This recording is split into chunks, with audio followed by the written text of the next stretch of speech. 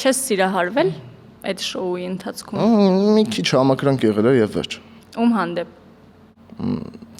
Դե ասա լավ, ամեն ինչ։ Չեմ կարող այդ։ Չես ասում Վիկայի, Չէ։ Տամարայի ուրեմն։ Նշանակետին ենք խփել։ Ինչու չշարունակեցինք։ Ինչը։ Շփվել։ Սիրասունից հետո կյանքումս մարդ հայտնվեց։ Ինչ է կատարվում հիմա եւ արդյոք 10 միլիոն դրամ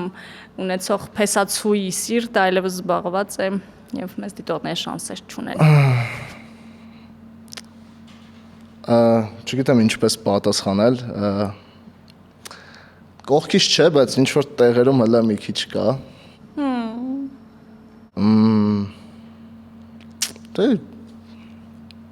Սերը մի հատ ճանապարհ է, անցնում ես։